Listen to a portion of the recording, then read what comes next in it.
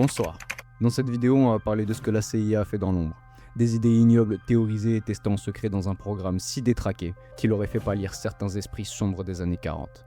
Ce que vous allez entendre n'est pas une théorie, ce sont des faits, des archives, des déclarations officielles. Et parfois, la réalité est plus étrange que le complot. La CIA faisait prendre du LSD à ses propres citoyens sans leur consentement. Officiellement, ça n'a jamais existé. Une rumeur, un délire, un mythe fabriqué par des esprits trop imaginatifs.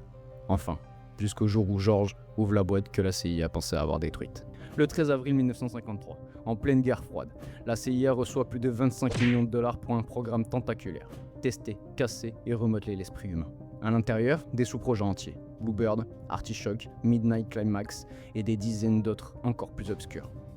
Des civils drogués au LSD dans des bars, des militaires utilisés comme cobayes, de la prostitution piégée, des électrochocs, de l'isolement complet, tous classés secret défense. Puis, en 1973, la CIA détruit presque tout.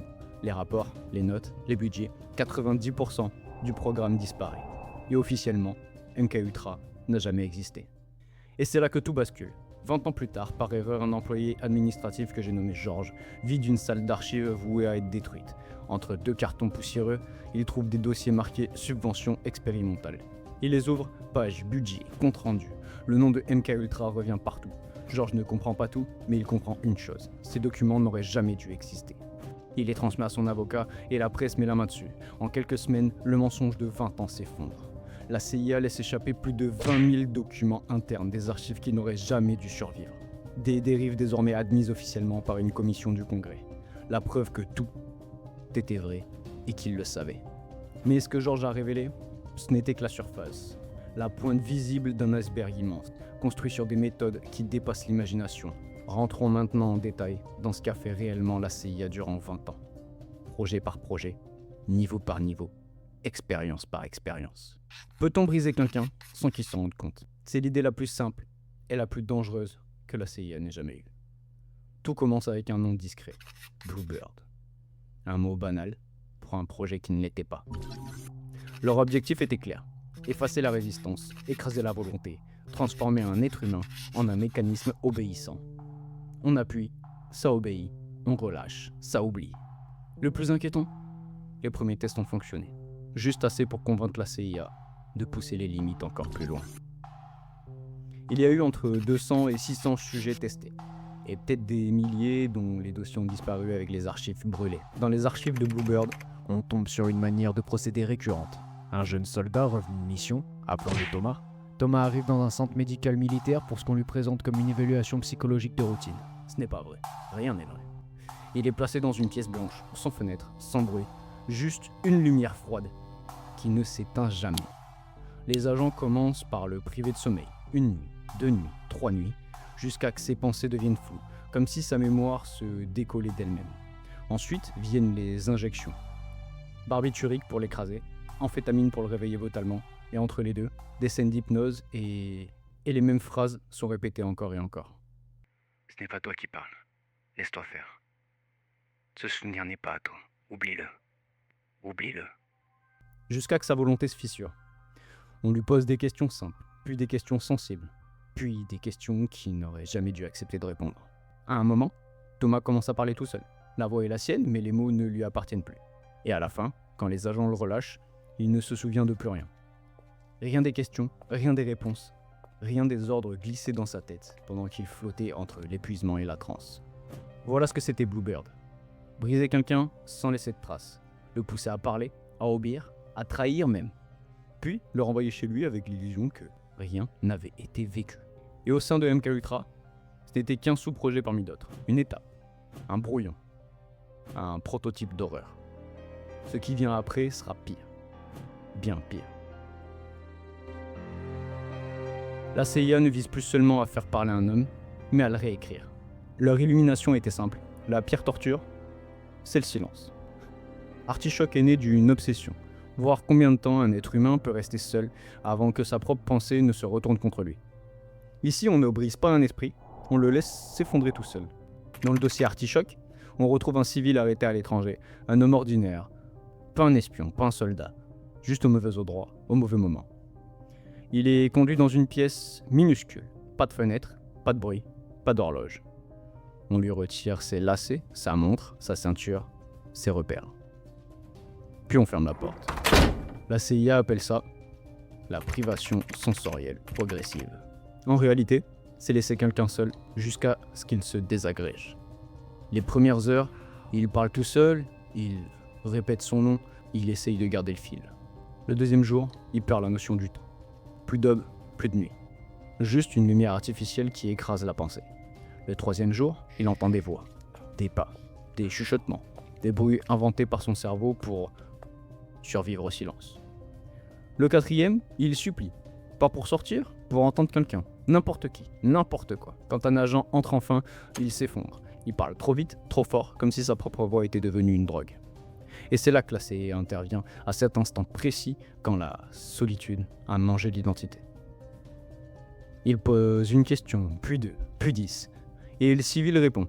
Pas parce qu'il veut parler, mais parce que le silence l'a tué d'avance. À ce stade, ils n'ont même plus besoin d'hypnose. L'homme est déjà brisé. Et pourtant, dans la pyramide de MKUltra, c'était encore qu'un entraînement. Après Artichoke, la CIA passe aux appartements secrets. Prostitution, LSD et des civils filmés sans le savoir. Aucun consentement, aucune morale, juste du voyeurisme pseudo-scientifique. Le projet s'appelait Midnight Climax. Le nom fait sourire, jusqu'à qu'on comprenne ce que c'était vraiment. Des maisons closes transformées en laboratoires clandestins.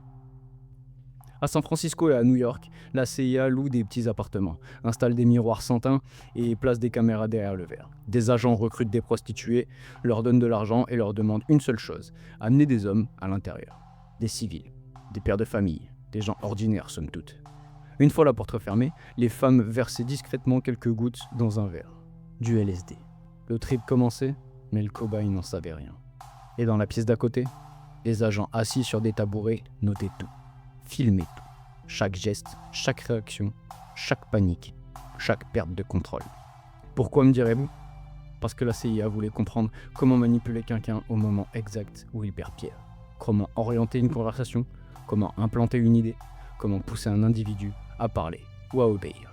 Les agents, derrière la vitre sans teint, se comportaient comme des porcs enivrés par leur propre illusion de pouvoir. Certains buvaient, d'autres riaient, d'autres testaient leurs propres limites morales.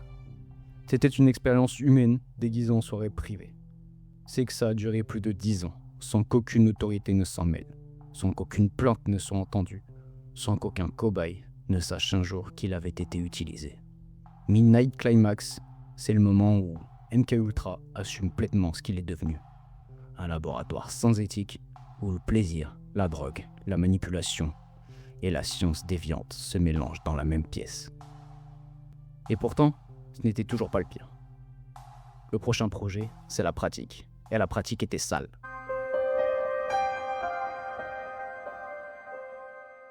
Montréal, 1957.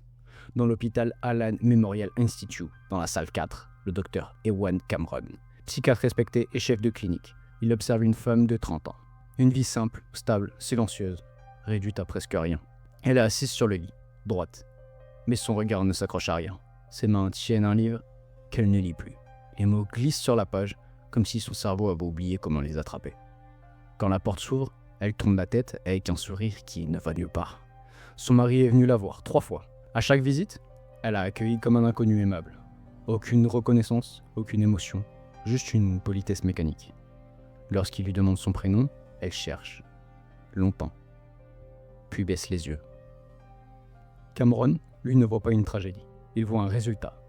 Ce n'est pas un effondrement, c'est une étape, un progrès. Dans son dossier, il écrit simplement « Sujet réceptif, phase de reconstruction envisageable ». Il referme son classeur, passe au suivant, comme si rien d'irrémédiable ne venait d'arriver. Et c'est là qu'on comprend le système qui l'a mené jusque-là.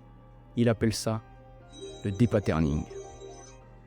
Une méthode censée effacer la personnalité défaillante, puis la reconstruire. Mais derrière ce mot clinique, la réalité est beaucoup plus brutale. Les patients venaient pour de l'anxiété, des dépressions légères, des troubles du sommeil, des problèmes ordinaires. Ils repartaient rarement, et jamais indemnes. Cameron appliquait des électrochocs à haute dose, des comas provoqués par des cocktails de drogue, des séances d'enregistrement répétitif, où une même phrase était diffusée des centaines et des centaines d'heures d'affilée. Il appelait ça « désapprendre ». Les patients appelaient cela la fin d'eux-mêmes. Ce n'était pas un traitement, c'était un effacement. Pour Cameron, ce n'était pas de la cruauté, c'est de la science. Une identité abîmée doit être vidée avant d'être réparée. Une idée si convaincante, si novatrice, que la CIA, en 1957, décide de la financer, en secret. Mais pour un projet comme MKUltra, il existe toujours un seuil plus bas, une idée encore plus audacieuse.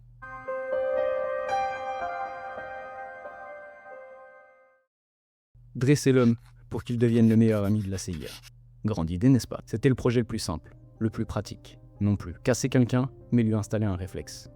Dans certains sous-rapports, les agents parlent d'un terme glacé, stimulus, réponse conditionnée. Le protocole était toujours le même, microdose de LSD, privation de sommeil, hypnose légère, répétition de consignes. Puis venait l'ordre, un seul, simple, clair. Agenouille-toi, ouvre la porte, donne la vérité. Et le sujet obéissait. Ils ont vraiment réussi. Pas de cris, pas de panique, pas de torture. Enfin, ce qu'ils voulaient depuis le début. On appuie, ça obéit. Les agents l'ont noté à plusieurs reprises. Le sujet obéit, avec la même docilité qu'un animal bien entraîné. Parfois, l'ordre restait imprimé longtemps après la séance. Les cobayes relâchés dans un environnement neutre répétaient le geste demandé la veille, avec une sorte d'évidence mécanique ancrée. Comme si l'instruction, une fois semée, continuait de tourner en boucle dans l'ombre. Quand on les interrogeait sur la raison de leur acte, une hésitation, puis ce fameux « je sais pas ». Et c'est précisément là que le projet prend tout son sens. Ils ne cherchaient pas à fabriquer des fanatiques, ils voulaient créer des êtres humains capables d'obéir, sans même percevoir qu'ils obéissent. Avec la spontanéité d'un geste banal, sans analyse, sans souvenir, le rêve absolu de toute agence de renseignement. Depuis le début, je vous parle des sous-projets de MKUltra et de ceux qui les exécutent, mais pas de celui qui les a voulus. Celui qui a pensé chaque étage, celui qui a donné la permission de descendre toujours un peu plus bas. On l'appelait l'alchimiste noir. Sidney Gottlieb, un professeur de chimie inoffensif, qui supervisait le plus vaste programme de manipulation mentale de l'histoire de l'Amérique. Chaque cauchemar a un architecte. MKUltra avait le sien, Sidney Gottlieb. Chimiste brillant, patriote convaincu, moine bouddhiste à ses heures perdues. Mais derrière cette façade, il était obsédé par une idée. Trouver la substance parfaite. Pas une drogue, pas un poison. Une matière capable de contrôler, d'effacer et de remodeler un esprit humain. Pour atteindre ce but, il avait carte blanche. Aucune supervision, aucun frein, aucune limite morale. La CIA lui avait donné confiance totale. Parce que pour eux, il travaillait sur l'arme absolue de la guerre froide, le contrôle mental. C'est lui qui a ordonné chaque sous-projet, chaque note interne, chaque dérive remontait à lui. Gottlieb ne testait pas seulement des substances, il concevait des scénarios, il imaginait des méthodes d'interrogatoire, des techniques pour dissoudre une personnalité, des protocoles pour réécrire un esprit. L'un de ses domaines favoris était les toxines. Il s'est même lancé dans la création d'un poison capable de tuer sans laisser la moindre trace, simplement pour pouvoir l'utiliser contre un dirigeant étranger. Un homme très loin à l'est, vous voyez de qui je parle. Et son travail a brisé une vie, celle de Frank Olson, scientifique de l'armée drogué au LSD, encore une fois, par Gottlieb lui-même.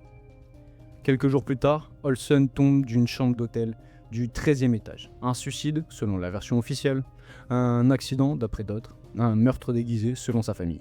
Gottlieb, lui, disparaît dans le silence après sa retraite.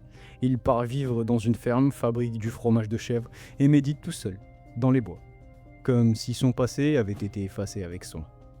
Et pourtant, chaque document rescapé, chaque témoignage, chaque morceau de vérité ramène invraisemblablement au même nom. Sidney Gottlieb, l'homme qui voulait devenir l'alchimiste de l'esprit humain. On l'a vu, les sous-projets de la CIA ont été toujours plus immoraux, toujours plus crades. À chaque nouvelle idée, il pensait avoir touché le fond, et à chaque fois, il creusait encore.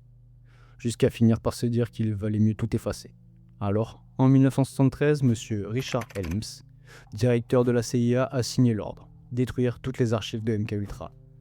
Des années de dossiers, des mémos, des notes, des preuves, tout aux incinérateurs, là où disparaissent les choses qu'on ne veut plus jamais revoir.